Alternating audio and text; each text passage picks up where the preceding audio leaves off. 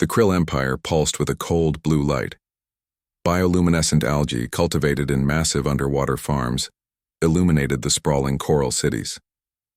These were not the soft pastel corals of Earth's tropical reefs, but jagged obsidian structures, grown according to precise military specifications. Every angle, every curve was designed for optimal defense and acoustic resonance, amplifying the krill's already formidable sonar. The krill themselves were a sight to behold, or perhaps a sight to flee from. Imagine a lobster the size of a small car, clad in articulated armor brandishing a laser rifle. Their multifaceted eyes, glowing with an eerie intelligence, missed nothing. Their society was a masterpiece of rigid order, every krill assigned a precise rank and function from birth. Deviation from protocol was not merely frowned upon, it was a capital offense. And that's where Zara came in, a splash of bewildering color in the krill's monochrome world. She was human, of course, and currently a prisoner. Her cell, if you could call it that, was more of an observation tank. The krill were fascinated, if deeply disturbed, by her. It was a transparent sphere, filled with oxygenated salt water, allowing them to observe her every move, every twitch, every casual, utterly baffling gesture. Zara floated in the center, a look of mild annoyance on her face. Her bright orange jumpsuit clashed spectacularly with the somber blues and blacks of her surroundings. Her hair, a tangled mess of sun-streaked brown, drifted around her head like a halo of chaos.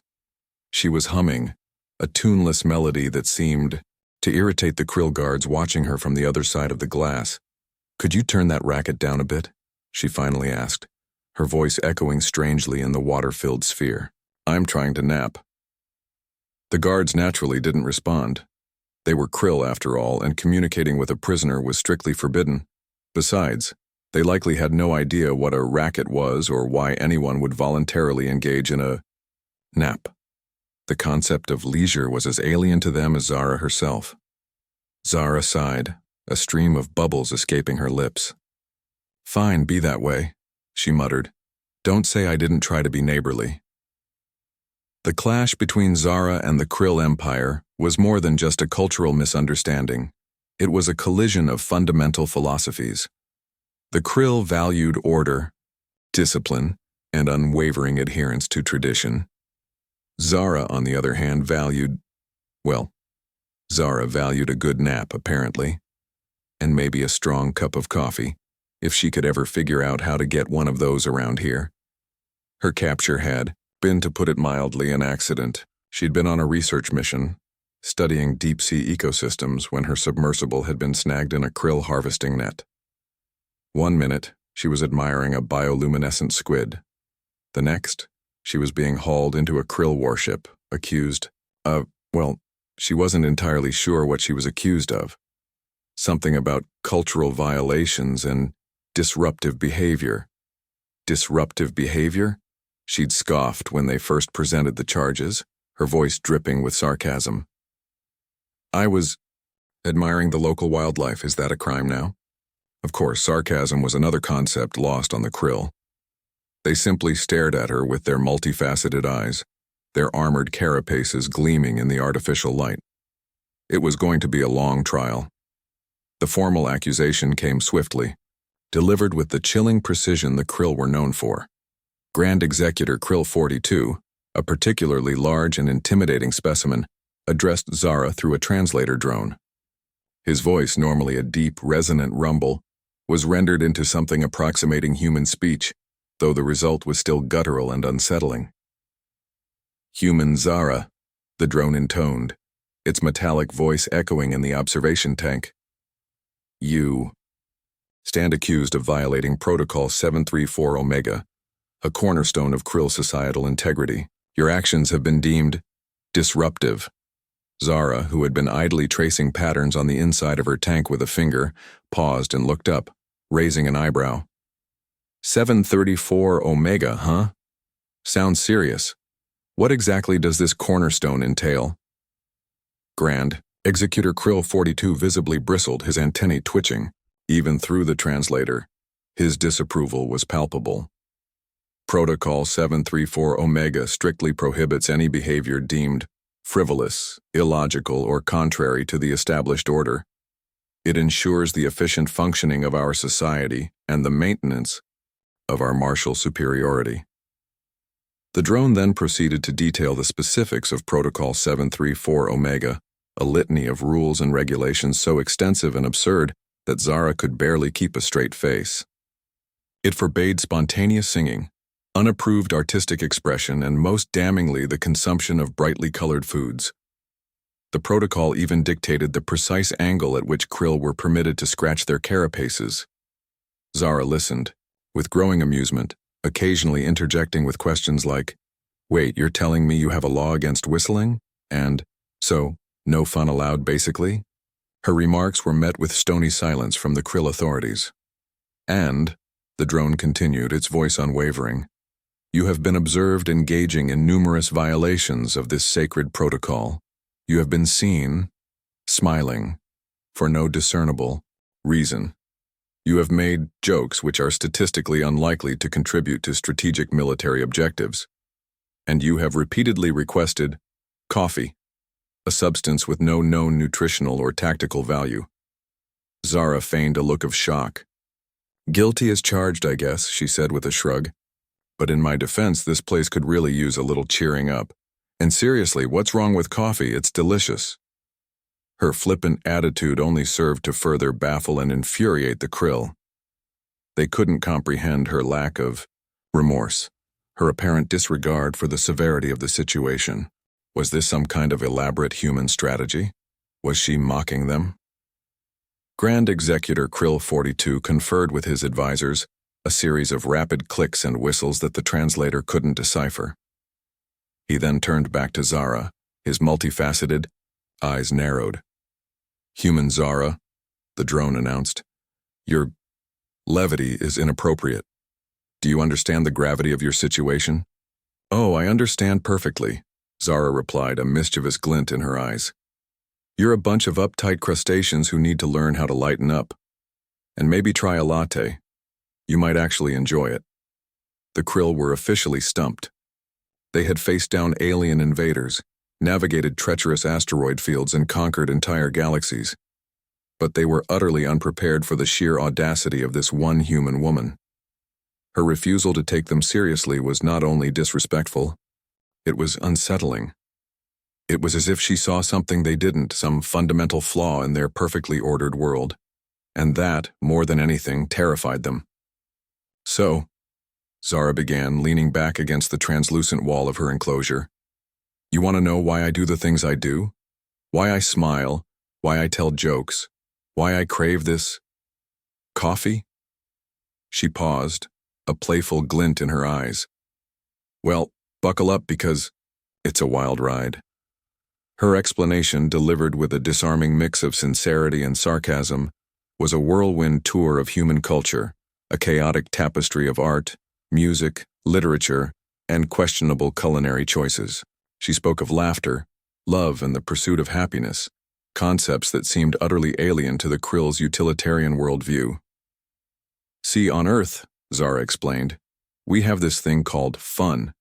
It's basically doing stuff that makes you feel good, even if it doesn't serve any practical purpose, like dancing or telling silly stories or wearing mismatched socks. We even have entire industries dedicated to creating fun experiences." The krill listened with a mixture of confusion and suspicion, their antennae twitching nervously. Tyrannoid. Executor Krill 42 exchanged glances with his advisors, a silent debate raging among them. Was this fun a weapon? A form of psychological warfare, or was it simply nonsense? Zara continued, oblivious to their internal turmoil. "And coffee," she said, her voice taking on a reverent tone. "Coffee is like a hug in a mug. It's a warm, caffeinated embrace that jumpstarts your brain and makes the world a little bit brighter. It's practically a religious experience." Her description of coffee as a religious experience seemed to particularly unsettle the krill. Religion, in their society, was a strictly regulated affair, a set of rituals designed to reinforce their martial prowess and unwavering loyalty to the empire. The idea of a beverage inspiring such devotion was perplexing. But Zara added, her voice turning serious. Fun isn't just about goofing off. It's also about connecting with others, about sharing experiences, about finding joy in the simple things. It's what makes life worth living, even when things get tough. This notion of finding joy in the face of adversity was completely foreign to the Krill. Their society was built on duty, discipline, and sacrifice. Emotions were seen as a weakness, a liability in the relentless pursuit of galactic domination. So yeah, Zara concluded with a shrug. That's why I do what I do. I'm just trying to spread a little bit of human cheer in this gloomy underwater fortress of yours. And maybe, just maybe, convince you guys to try a smile. It might surprise you. Her explanation was met with silence. The Krill were clearly unimpressed, their faces as stony and unreadable as ever. Grand Executor Krill 42 finally spoke, his voice dripping with skepticism. Human Zara, the drone translated, your explanation is inadequate. Your behavior remains illogical and disruptive. We fail to see how fun contributes to the advancement of Krill society. Suit yourself, Zara replied, stifling a yawn. But don't say I didn't warn you. You might be missing out on the best thing since sliced bread. Or, whatever the Krill equivalent of sliced bread is. As Zara settled back into her tank, seemingly unconcerned by the Krill's disapproval, a sense of unease settled over the observation room. Her words, though seemingly nonsensical, had planted a seed of doubt in their minds. What if there was more to life than duty and discipline? What if they were missing something essential? The tension in the room thickened as the Krill struggled to reconcile Zara's bizarre behavior with their rigid worldview. Was she a threat? A spy? Or simply a harmless, if irritating, anomaly? The answer, they suspected, was far more complicated than they could possibly imagine. The tension ratcheted higher the next day. 2 Krill guards, their carapaces gleaming under the dim, bioluminescent lighting of the detention block, entered Zara's cell. Their movements were precise, their antennae twitching with an almost palpable sense of anticipation. Human Zara, the lead guard announced, his voice amplified by the translator drone. You are charged with possession of a forbidden device. Prepare for interrogation. Zara, who had been idly sketching in the condensation on the wall of her tank, raised an eyebrow. A forbidden device, huh? Sounds serious. Did I accidentally smuggle in a black market Krill nip dispenser or something? The guards ignored her jibe. Their multifaceted eyes focused on a small, innocuous-looking object resting on a ledge near Zara's makeshift bed. It was a ukulele, a brightly colored instrument she had managed to assemble from discarded materials and some creatively repurposed filtration components. To the Krill, however, the ukulele was anything but innocuous. It was a harmonious disruptor, a cacophonous destabilizer, a weapon of mass distraction, as their technical manuals so eloquently put it. The Krill equivalent of a SWAT team had been prepped on the other side of the door just in case she tried to play her way to freedom. That? Zara asked, feigning innocence. You're arresting me for that?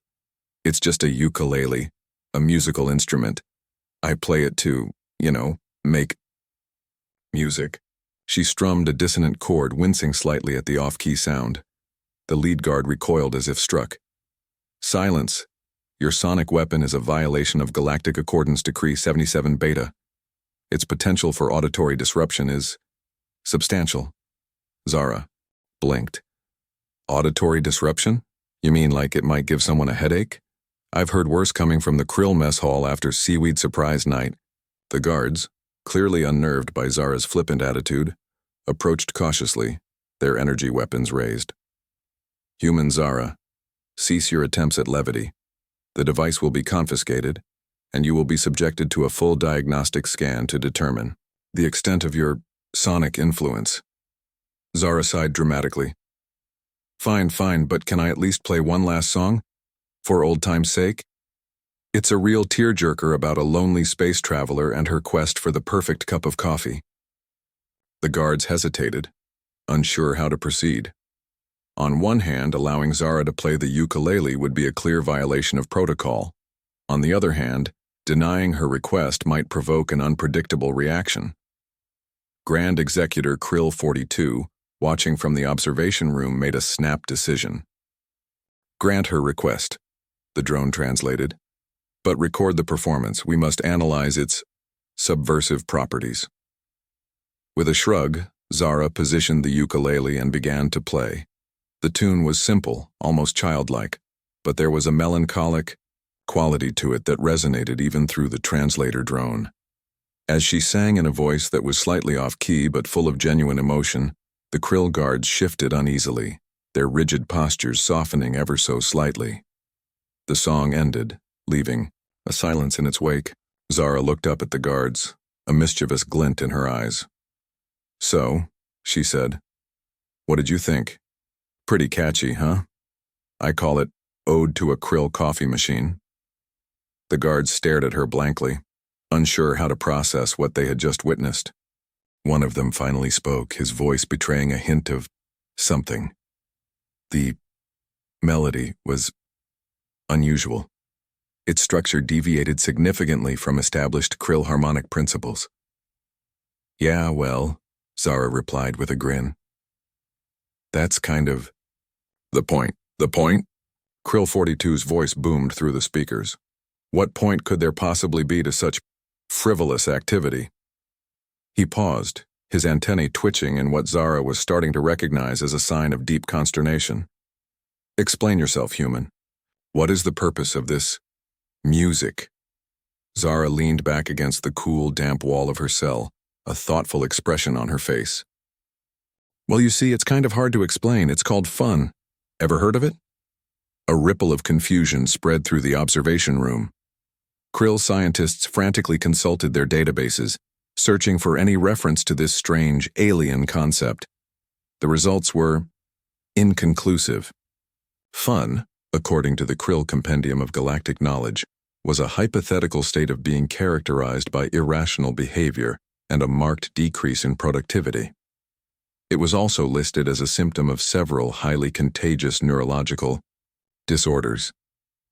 Fun, Zara continued, oblivious to the chaos she was causing, is when you do something just because you enjoy it. There's no practical purpose, no strategic advantage, you just do it. She plucked a jaunty chord on the ukulele. "Like this."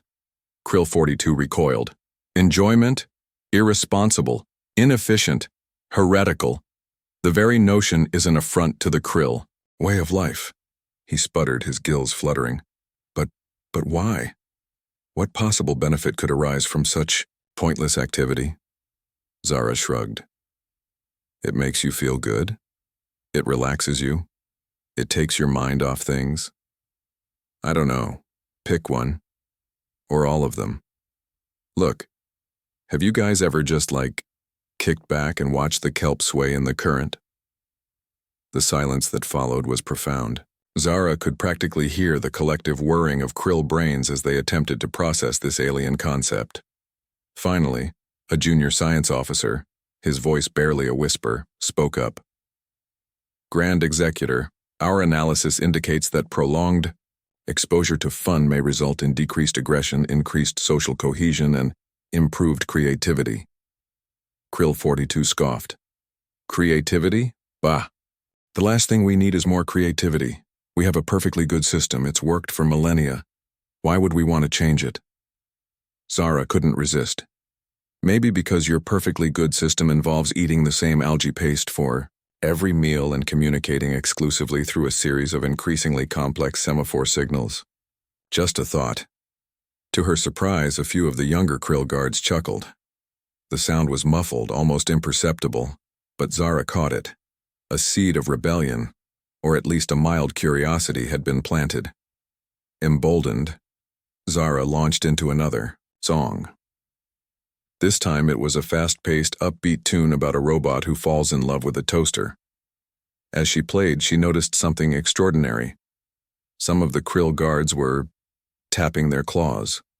Others were swaying slightly from side to side.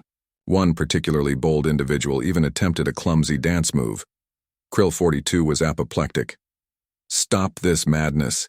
Cease this merriment. I order you to maintain order. But his commands were falling on deaf ears, or rather, on ears, that were suddenly attuned to the irresistible rhythms of human music. Even the translator drone seemed to be getting in on the act, adding its own robotic harmonies to Zara's performance. The detention block, once a symbol of Krill authority, had been transformed into an impromptu dance party. The Krill Empire was beginning to unravel, one ukulele chord at a time. The chaos in the detention block reached a fever pitch.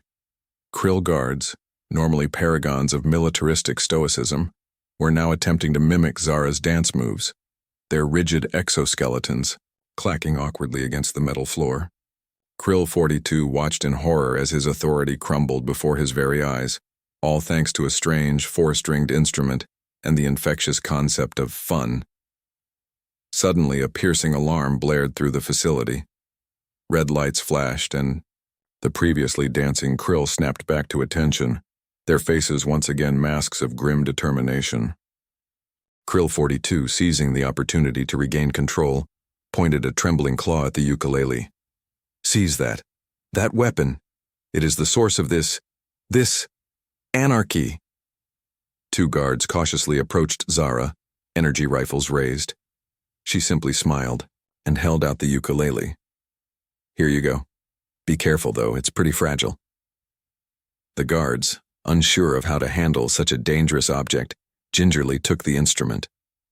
One of them, a young Krill with unusually bright eyes, examined it closely. He ran a claw along the strings, producing a discordant twang. This is it? This is the weapon that has brought the Krill Empire to its knees?" Krill 42, regaining some of his composure, scoffed. "Of course, its sonic vibrations disrupt our mental discipline. Its cheerful melodies erode our societal foundations." The young guard turned back to the ukulele, a puzzled expression on his face. He plucked another string, then another.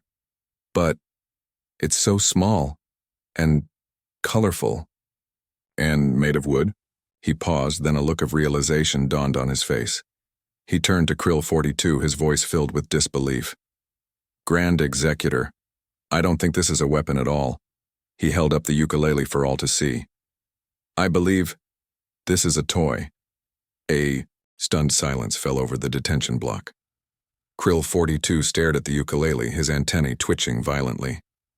A toy? Preposterous. Humans do not possess such frivolous objects. Everything they create is designed for destruction and chaos." Zara chuckled. "Oh, honey, you have no idea. We have entire industries devoted to things that are completely and utterly pointless. This," she said, gesturing to the ukulele, "is actually a pretty basic model. It's for kids." She paused for dramatic effect. Little kids. The implications of Zara's statement rippled through the Krill ranks like a shockwave. The weapon that they had feared, the device that had threatened to unravel, their entire civilization, was nothing more than a child's plaything. The Krill had mobilized their entire military might, wasted countless resources, and risked interstellar war over a toy. The absurdity of the situation was almost too much to bear. Some of the Krill guards began to giggle, unable to contain their amusement. Others simply stared blankly ahead, their minds struggling to process the sheer scale of their misjudgment.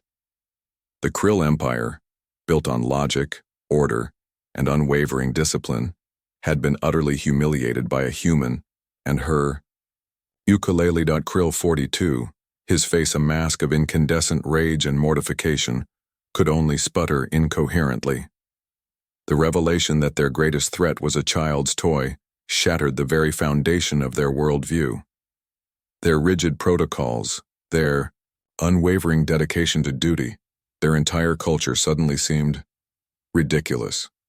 The fallout from the great ukulele incident, as it would later be known, was swift and chaotic. The Krill Empire, built on millennia of unwavering discipline and unflinching logic, found itself facing an unprecedented existential crisis. How could they, a race renowned for their strategic brilliance and military prowess, have been so utterly deceived by something so trivial? The news of the weapon, being a mere toy, spread like wildfire through the Krill communication networks. Initially, there was widespread disbelief and denial. High-ranking officials attempted to suppress the information, claiming it was human propaganda designed to undermine Krill morale. But the truth, like a rogue current in the Krill homeworld's oceans, was impossible to contain. Soon, Krill citizens began to question everything they had ever known. Was their strict adherence to protocol truly necessary? Was their unwavering commitment to duty blinding them to other, perhaps more enjoyable aspects of existence? The seeds of doubt had been sown, and they were beginning to sprout in the most unexpected places. In the lower levels of the Krill capital, city, a group of sanitation workers staged a spontaneous break, abandoning their assigned tasks to engage in a game of hydrotag with discarded cleaning equipment. A squadron of fighter pilots, instead of performing their scheduled training exercises, organized an underwater synchronized swimming competition, much to the chagrin of their commanding officer. Perhaps most shockingly, a prominent Krill philosopher published a treatise arguing that the pursuit of fun, previously considered a dangerous and destabilizing concept, was in fact essential to the overall well-being of Krill society.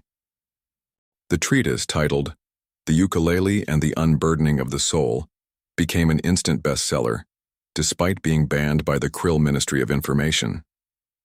Meanwhile, Zara found herself elevated to an unlikely position of cultural icon. She was released from detention and granted a spacious apartment overlooking the Krill capital city's central plaza. Krill citizens, eager to learn more about this strange and carefree human, would gather outside her window, hoping to catch a glimpse of her engaging in some inexplicable Earth activity. Zara, for her part, took the attention in stride. She spent her days lounging in her apartment, strumming her ukulele, and occasionally waving to the crowds below. She even started giving ukulele lessons to a select group of Krill, who struggled to grasp the concept of improvisation and feeling the music. The Krill Empire was changing, slowly but surely. The rigid protocols that had defined their society for generations were beginning to loosen. Krill citizens were experimenting with new forms of art, music, and recreation. Some were even starting to smile, a phenomenon previously considered a sign of weakness or insanity. Of course, not everyone was happy with the Cultural Revolution. A faction of hardline traditionalists known as the Order of the Unwavering Current vehemently opposed the changes, viewing them as a dangerous erosion of Krill values. They organized protests, circulated propaganda, and even attempted to assassinate Zara on several occasions. But the tide had turned. The allure of fun, once dismissed as a frivolous human concept, had proven too strong to resist. The Krill Empire, while still retaining its core militaristic structure, was slowly learning to embrace the lighter side of life, and it was all thanks to a human, a ukulele, and a colossal misunderstanding. Zara, observing the chaos from her apartment window, couldn't help but chuckle. She never intended to spark a cultural revolution. She just wanted to pass the time in her cell. Well, that escalated quickly, she muttered to herself, strumming a jaunty tune on her ukulele. Time for a margarita, I think. The Krill might have been baffled by her, but they were certainly never bored. And perhaps, just perhaps, that was the point.